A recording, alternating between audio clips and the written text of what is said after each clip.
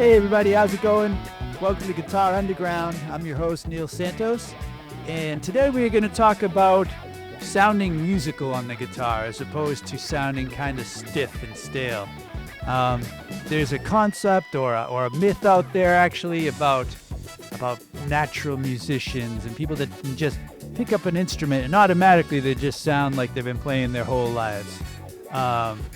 And a lot of the students I've run across and people tend to think you're born with some sort of musical gene, and if you don't have it, you're on the outside. You're now a spectator, and you're forced to watch for the rest of your life, no matter how hard you try. And I don't think that's true.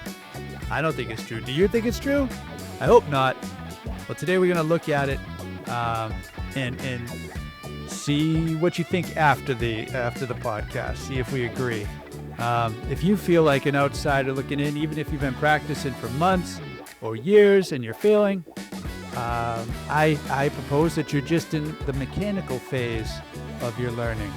And this can come and go as you learn. You might be a very good player, and then when you learn a new concept, you're back in that mechanical phase for that concept, for that technique. So that's another thing to think about. It's not just black and white. It's very specific towards what you're learning.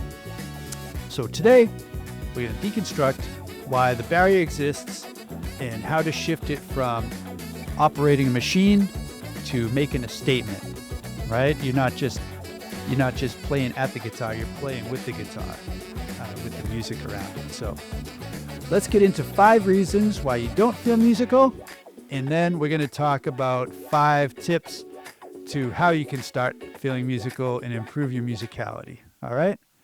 The first reason maybe that you don't feel musical is what I like to call the technical ceiling, right? So you're so focused on where your fingers go that there's no CPU power left to actually listen to what you're playing. And this is a really interesting concept once you start getting into it, right? Like when we first start playing, we're trying to make sure we can make all the chords sound right, and then we're trying to play multiple notes on, single strings. You're trying to pick and synchronize your hands, right? It's all these mechanical things that have to go along with playing guitar that, sometimes even when we're jamming along with the song, we're not really listening to ourselves, right?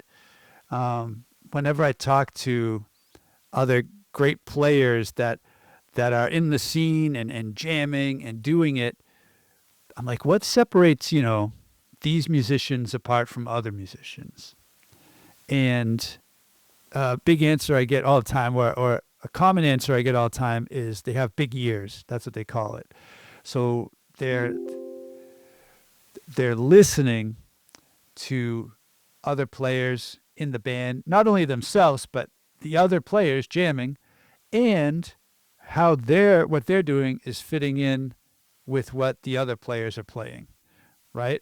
And that's huge. I mean, it's music. It's all about how these different elements blend together. If you're playing with other people, or if you're playing by yourself, it's just listening to yourself and like, does this sound musical? You have to kind of separate your thought from whatever's happening down here in your hand or this hand, and or the metronome or whatever, and just try to make it sound musical. All right, so that's the technical ceiling. The next thing that might make it so you're not able to sound musical is like the sheet music trap, right? So you're so focused on translating symbols and numbers off a page rather than expressing the sounds from your head. So it says feels like reading a manual, not telling a story, right? You're reading the manual on how to operate this thing, right? And you're not telling a story with the guitar. And this is, part of the process as well. Maybe you don't sight read, but maybe you use tab, right? You use it either the printed form, or you look online, or whatever, or you're just playing chords from, Ultimate Guitar. and singing along, you have to make the transition from the sheet music to the guitar. You need to kind of not eternalize, internalize what it is you're playing. You know, my wife has the biggest grievances about when we go see live bands, and I agree. And I hope this doesn't offend anybody, but if you're a singer, having your sheet music there, or like your phone or your tablet on the mic stand, or we've even seen them holding it in their hands. One hand's the mic, and the other hand is the phone, and they have the lyrics, right? It's a similar idea. Like, how could they ever internalize the song and tell the story if they're just reading off the page? It's like if an actor was reading from the script up on stage or in the movie, you know? It is a point where you have to memorize it, internalize it, and then really emote, right? When you're playing, really put some feeling into it. What do these notes mean to you? You know, what do you feel when you play these notes? How can you get that out to the listener and make them feel it too? So that's important. Taking the sheet music, getting it off the page, off the screen, and into your playing, right? So that's number 2. Number 3 is the perfectionism bug. So you view a wrong note as a failure rather than a data point. So music feels like your test. You're afraid to fail. So you're too worried that you're going to play the wrong note, that you're not taking chances. You're not kind of letting your mind go, you know. I heard the Rick Beato interview with Flea the other day, and he was talking about the first time they were in the studio, and it felt as if he was outside of his body, like floating up here, looking down, like on them playing, and the things that were coming through him were not their conscious effort.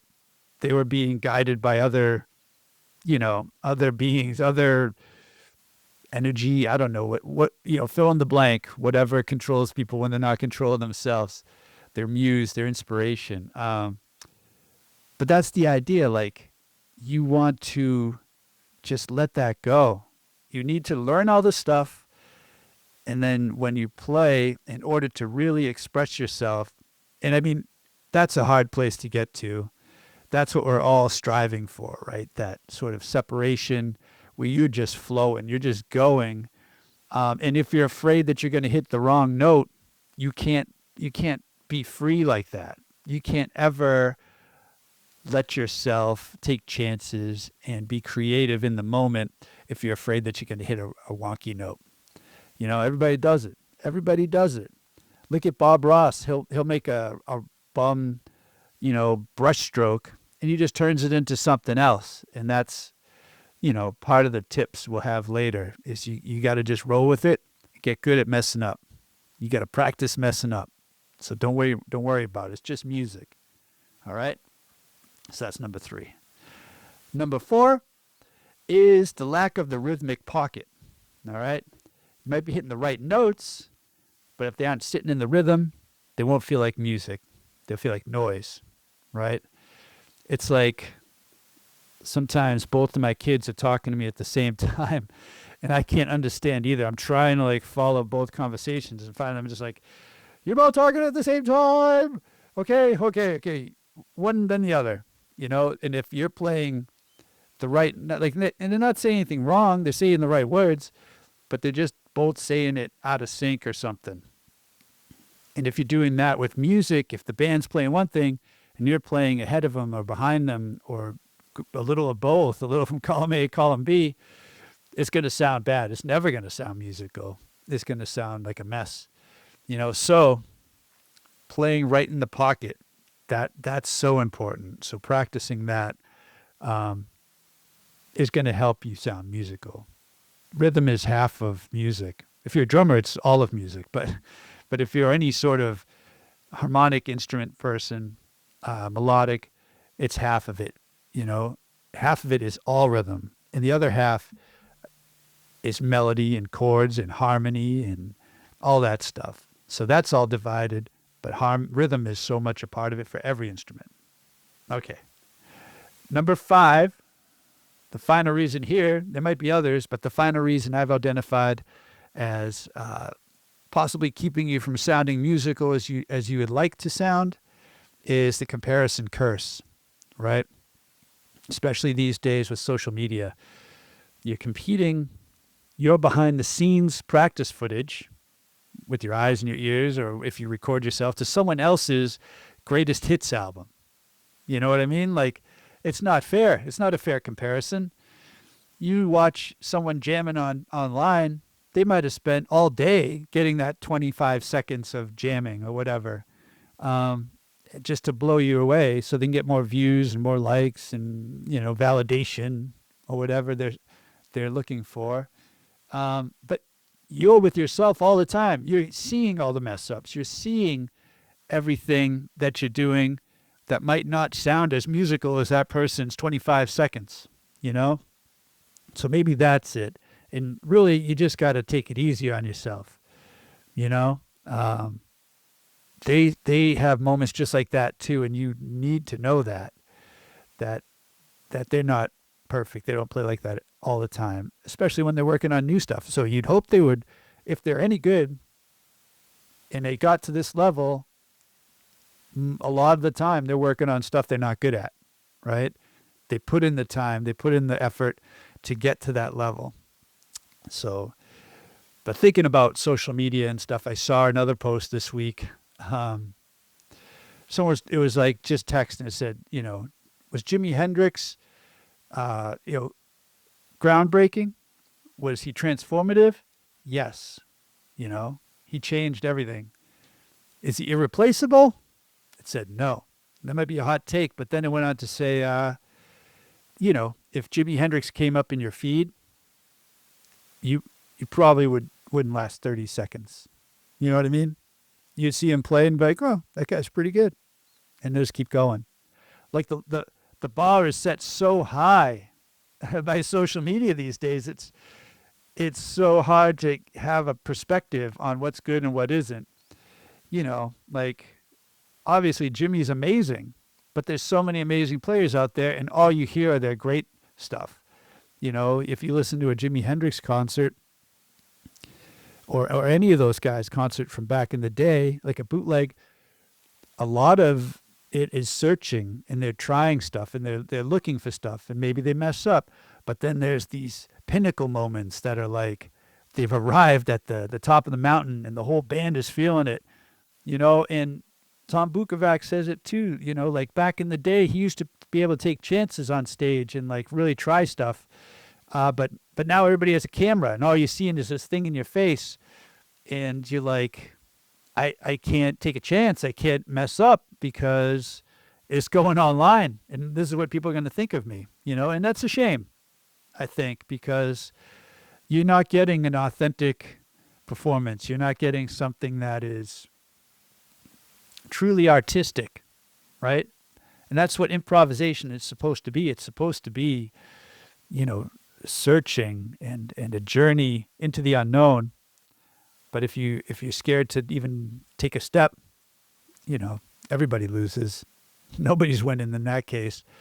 So just play like you play. Don't compare yourself to others. Take chances. Mess up big. Just do it. Because that's going to lead you to playing like you want to play. All right. So cool. So before we get into the solutions, I'd love to invite you to hang with us each week and jam and learn together. As a Pentatonic Way member, you get weekly group coaching, monthly Q&A sessions, and forum access to a Berklee-trained instructor. That's me. Add weekly challenges, step-by-step lessons, and the guitar woodshed, and it's just a great value. I'd love to have you in there. So come on and hang out with us, all right? All right, let's get back to it. Let's take a look at some of the 5 solutions or ways to start feeling musical in your playing, all right? This is the fun part. So what I want you to do is embrace, these are all things you can try. Don't have to try them all, but the first one is embrace the one-note solo, right? Just take one note, play it with different rhythms, volumes, textures. When you can make one note sound cool, then you're being a musician. All right? And I do this a lot with when I first sit down with the drummer. I won't just start jamming chords and whatever. I'll just start jamming one note, right? And try to sync up because every drummer is a little different, like the way they play and where they feel the pocket. And I feel like this helps me so much in getting into that pocket, like we talked about, so that we're playing is in sync. So I have a little jam track here. It's in D. You can try jamming along too, but I'll just I'll demonstrate this idea of playing one note solo. All right, so here's the track. Wait, I gotta get the beginning little. Pow. Yeah, all right.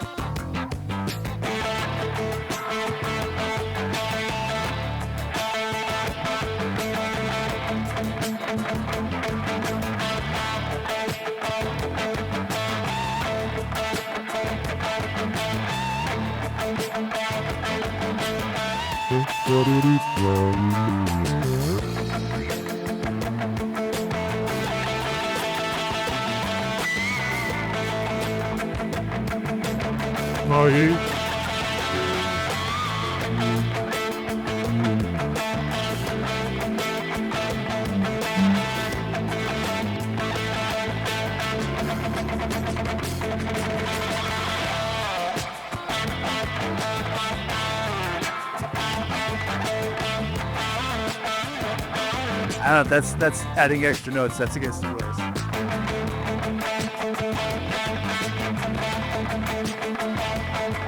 Play a little behind the note.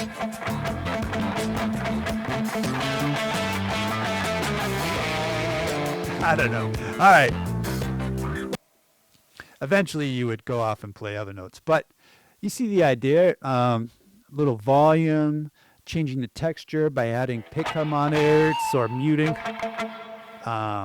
The duration, the rhythmic motifs, try to, create something that sounds rhythmically interesting, almost like rap, right? I listen to a lot of rap because it's not because there's a lot of guitar in it, hardly any usually, but it's because they are limited by what they do harmonic-wise, like harmonically, their melody. Most of the time, they're just within one or two notes, but they keep you interested the entire time, not only with the words, but with their flow, right? And every rapper flows differently. Eminem flows differently than Biggie, then flows differently from Drake or whatever. Macklemore, the thrift shop guy. I love that song. So if you look to them, you can find interesting rhythms. And if you're doing that with one note, once you branch off and starting adding other notes, all that stuff still applies. All that, rhythmic variations, the texture of the notes, the volume of your playing, right? And that's going to translate into more musical playing, more musical phrases. You just be adding more notes. So that's a cool exercise you can try. That's number one, the one note solo. All right, here's another one. It's going to help you hear, right? Help you have big ears. And this is simply to close your eyes when you play. I do that a lot, like especially live, because there's so much stimulation coming at you. Like you're looking at the audience, there's lights flashing, someone messes up, I mess up. So if you just close your eyes, and now it's just your ears and your fingers, and you're playing, but you got to be able to navigate the neck without seeing. So that helps too. But I think I stumbled across this when I was just starting out, 12, 13. I wouldn't want to stop playing when I had to go to bed. So I'd have my guitar unplugged, and I couldn't turn my light on in my room. So I would just play real quiet with the light off. So it's just dark. And I think that really helped me to develop this sort of, understanding or, familiarity with the neck, right? I just had to go by ear. And if something was off, I could adjust right away. I knew, I could tell right away it was off and what to do to fix that.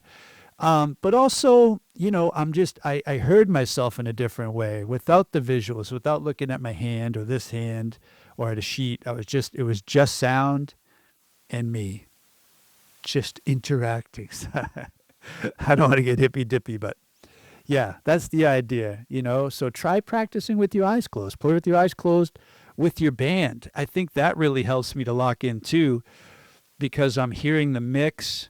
Maybe I'm like, wow, I'm playing pretty loud, or I need to turn up, or, oh, the drummer's playing these sort of fills for this tune. I just noticed that. So now maybe my fill should rhythmically match that, right? Yeah, that's a very cool thing to try to do. So mess around with closing your eyes when you play, and yeah, let me know how it goes. All right, this next one's fun. This is Noodle with Intent.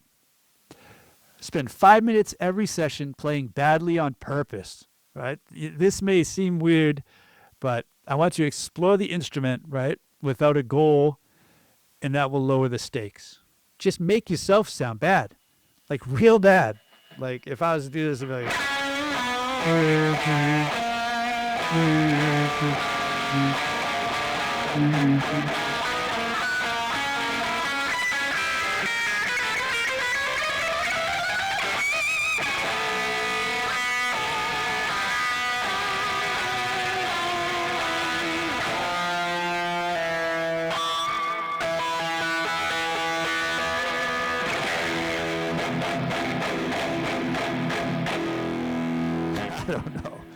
I don't know. Because you never know when it's going to come in handy, too. Maybe you want that sound. I feel like when you think of dynamics traditionally, you think, not you, but everybody thinks of volume. They think of texture, speed of notes. But there's another dynamic between tight and well thought out notes playing, and sloppy and kind of off the cuff. Some things are wrong playing, like more rude style. And I think that's the sliding scale as well, Either you're Matteo Mancuso, or you're Jimmy Page, for example. Sometimes it's cool to be like... And then...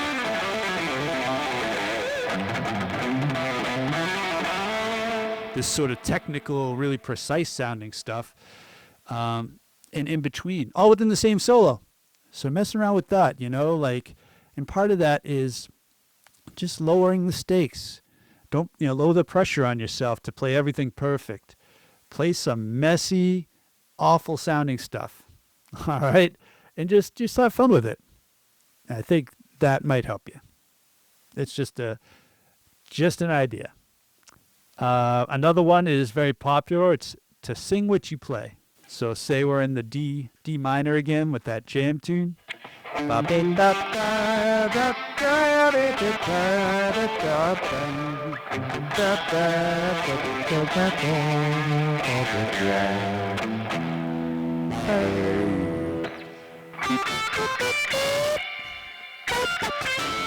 not very good at it.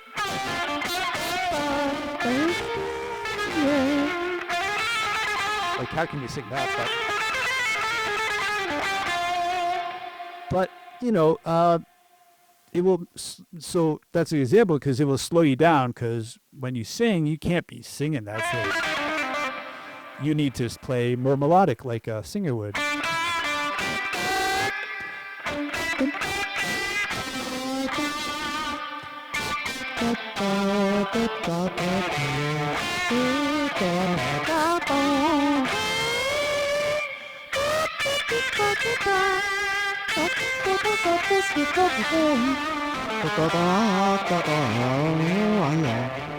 I don't know. My voice isn't the best. That's why I play guitar. But that's the idea. It doesn't need to be to sing along with yourself. You're the only one there, right? So that's another tip. Sing along with yourself. And then finally, and this worked for me so much, is to simplify the palette. Use the pentatonic scale. That's what I do. And I just re-aim it for every chord. That's what we work on in the membership. But it helps because there's no wrong notes if you do it that way. And you can take chances. You know what I mean? And you can play sloppy and know the notes are going to be right. Or you can play super technical and fast. It's like the best. It's the best. There, I said it. But let me show you. If you go back to that jam track, and I'm starting to just jam maybe D melodic minor or D harmonic minor. Nah, just D natural minor.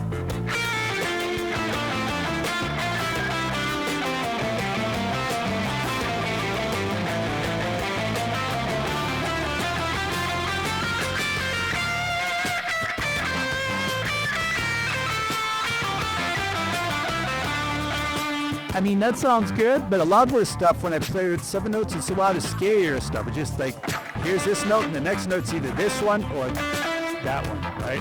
When I play with the Pentatonic,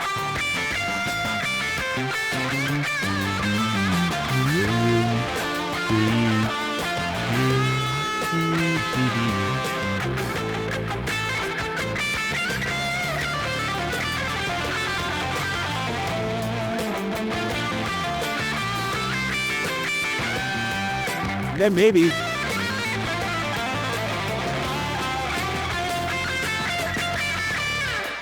then I throw in some of that stuff, and that's cool. That's another like sliding scale dynamics. It's like pentatonics, 7-note scales, and anywhere in between. So that's another thing to mess around with, and I love to talk about that. So if you want to come hang with us every week and chat about that, you can.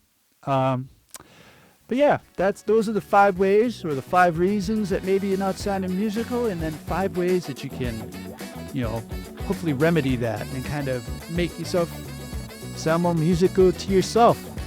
And that's what it matters. So just musicality isn't a destination you arrive at. It's a shift in perspective. It's the moment you stop playing at the instrument and you start playing with it. You stop playing at the instrument and you start playing with it. So, if this resonated with you, please follow the podcast on your favorite platform. It helps us grow and helps other not yet musical folks find their voice.